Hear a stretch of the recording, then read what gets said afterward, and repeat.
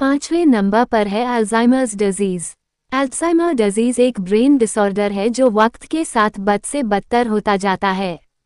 इस बीमारी में आपके ब्रेन में कुछ ऐसे चेंजेस आते हैं जिनमें आपके ब्रेन में प्रोटीन की मात्रा बहुत बढ़ जाती है।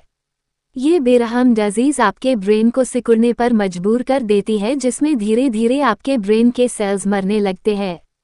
अल्जाइमर डिजीज डिमेंशिया का सबसे बड़ा कारण है। इस बीमारी की वजह से आपकी याददाश्त, सोचने की शक्ति, पेशेंट का बिहेवियर और सोशल स्किल्स में भारी गिरावट होने लगती है। इन चेंजेस की वजह से एक इंसान कुछ भी करने को मोहताज हो जाता है। यूनाइटेड स्टेट्स ऑफ अमेरिका में 65 वर्ष या उससे अधिक आयु के लगभग 65 लाख लोग अल्जाइमर रोग से पीड़ित हैं। इनमें से 70% से अधिक लोग 75 वर्ष या उससे अधिक आयु के हैं। दुनिया भर में डिमेंशिया से पीड़ित लगभग 55 लाख लोगों में से 60% से 70% लोगों को अल्जाइमर रोग होने का अनुमान है। इस बीमारी के शुरुआती लक्षणों में हाल की घटनाओं या बातचीत को भूल जाना शामिल है। समय के साथ ये गंभीर मेमोरी लॉस और रोजमर्रा के काम करने की क्षमता पर भी असर डालती है। दवाइयों से लक्षणों में सुधार हो सकता है या उनकी प्रगति धीमी हो सकती है। प्रोग्राम्स और सर्विसेज डिजीज से पीड़ित लोगों और उनके देखभाल करने वालों की सहायता कर सकते हैं। अल्जाइमर रोग को ठीक करने वाला कोई उपचार नहीं है। एडवांस स्टेजेस में ब्रेन काम करना बंद कर देता है, जिसकी वजह से पेशेंट डिहाइड्रेशन, मैलन्यूट्रिशन या इन्फेक्शन की चपेट में आ जाता है। इन सभी कॉम्प्लिकेशन की वजह से अंततः इस बीमारी से ग्रसित व्यक्ति की मौत हो जाती है।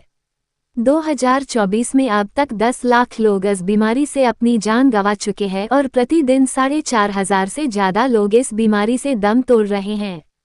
चौथे नंबर पर है lower respiratory tract infection. LRTI infection का एक समूह है जो लंग्स और गले के नीचे वायुमार्ग को प्रभावित करता है।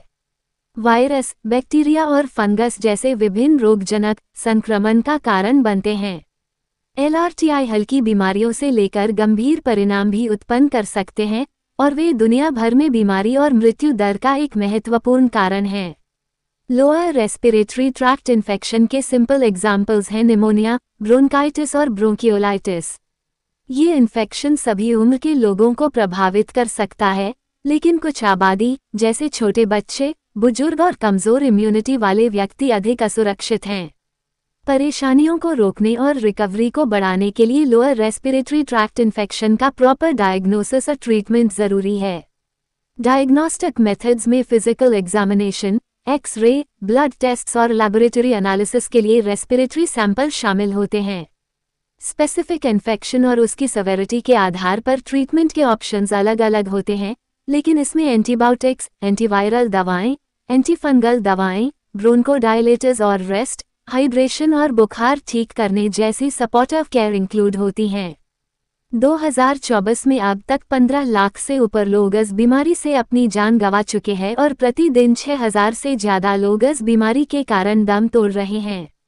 तीसरे नंबर पर है chronic obstructive pulmonary disease. COPD एक आम फेफड़ों की बीमारी है जो आपके एयर फ्लो को कम कर देती है और सांस लेने में समस्या पैदा करती है। इसे कभी कभी एम्फीसीमा या क्रॉनिक ब्रोंकाइटिस भी कहा जाता है। COPD से पीड़ित लोगों के फेफड़े क्षतिग्रस्त हो सकते हैं या कफ से भर सकते हैं। लक्षणों में खांसी, कभी कभी कफ के साथ सांस लेने में कठिनाई, घरघराहट और थकान शामिल हैं।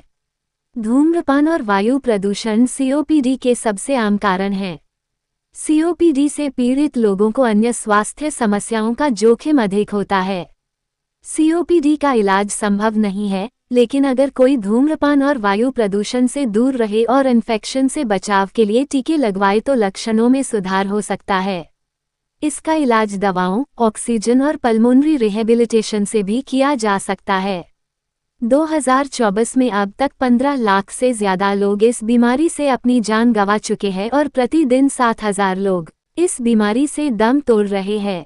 दूसरे नंबर पर है स्ट्रोक या ब्रेन अटैक। ब्रेन में ब्लड के फ्लो में अचानक कमी या सिर के अंदर ब्लीडिंग के कारण होता है। इंडिविजुअल ब्रेन सेल्स काम करना बंद कर सकते हैं या मर सकते हैं। जब ब्रेन के नर्व सेल्स डेड हो जाते हैं तो शरीर के उन अंगों का कार्य जो नर्व सेल्स कंट्रोल करते हैं पूरी तरह डैमेज हो जाते हैं या नष्ट हो जाते हैं। प्रभावित ब्रेन के हिस्से के आधार पर लोगों के बोलने, इमोशंस, मसल स्ट्रेंथ, विजन या मेमोरी शक्ति को खो सकते हैं। कुछ लोग पूरी तरह से ठीक हो जाते हैं, जबकि बाकी गंभीर रूप से डिसेबल्ड या अपनी जान भी गंवा देते हैं। यदि आप स्ट्रोक के सिम्टम्स को पहचानते हैं और इमीडिएट मेडिकल एड प्राप्त करते हैं, तो आप अपनी मृत्यु या डिसेबल्ड होने की संभावना को कम कर सकते हैं। इमीडिएट मेडिकल केयर और ट्रीटमेंट से लोगों की जान बचाई जा सकती है। जो लोग स्ट्रोक से पीड़ित हैं उन्हें इमीडिएट मेडिकल केयर मिलनी चाहिए। ये बहुत महत्वपूर्ण है कि वे स्ट्रोक की शुरुआत के 60 मिनट के भीतर अस्पताल पहुंचें। समय पर ट्रीटमेंट होना जरूरी है।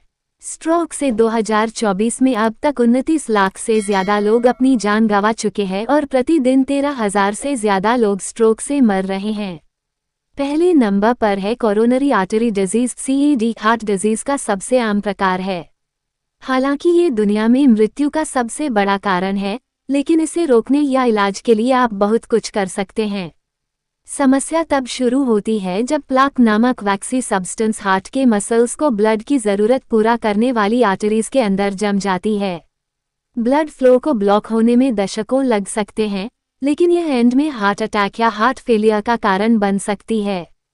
Coronary artery disease heart disease का एक रूप है और अधिकांश दिल के दौरे कोरोनरी आर्टरी डिजीज के कारण होते हैं।